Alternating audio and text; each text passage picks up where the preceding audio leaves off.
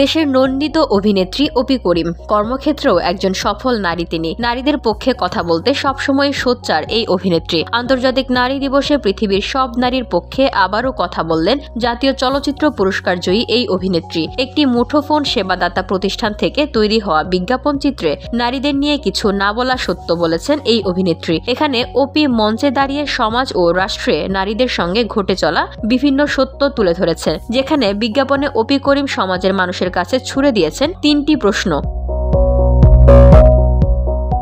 প্রথম প্রশ্ন, নারীর বললে প্রথমে কি মাথায় আসে? সুপারওম্যান। এরপর অপি বলেন, একজন নারী দক্ষ হাতে সামলান সংসার, মানুষ করেন সন্তান, অন্যদিকে চাকরির পাশাপাশি সামাজিকতাও রক্ষা করেন সমান তালে। নারীদের বিশেষ কিছু তকমা দেওয়া হয়, যেমন সুপারওম্যান, স্ট্রং, আনব্রেকেবল। এমনকি বলা হয় সংসারে নারী আনে শান্তি। এমনকি পুরুষের তুলনায় দ্বিগুণ কাজ করেও তাদের শরীরে ক্লান্তি আসে না। এসব অহেতুক বোঝা কেন চাপিয়ে দেওয়া হয় নারীর কাঁধে? এমনকি সমাজের হাজারটা বোঝা চাপিয়ে দিয়ে বলা হয়, যে রাধে সে চুলও বাঁধে।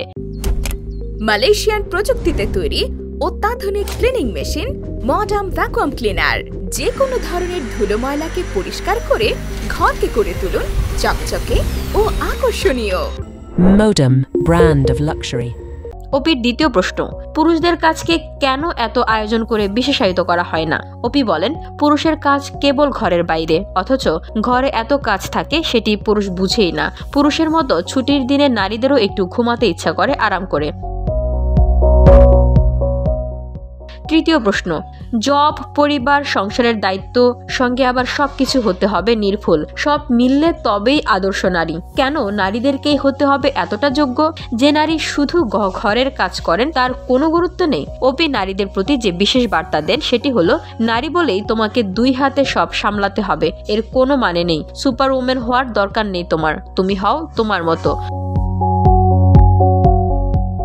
অবশেষে অপি নারীদের প্রতি বলেন, নারী মানে এই না যে সব কাজকে টিক মার্ক দিয়ে যেতে হবে। নারীর পাশে বসে দেওয়া সব স্ট্যান্ডার্ডকে ছুঁড়ে ফেলে তোমাকে তুমি হতে হবে। উল্লেখ্য, সচেতনতামূলক এই বিজ্ঞাপনের চিত্রনাট্য লিখেছেন রাসেল মাহমুদ। এটি পরিচালনা করেছেন নির্মাতা সজল আহমেদ।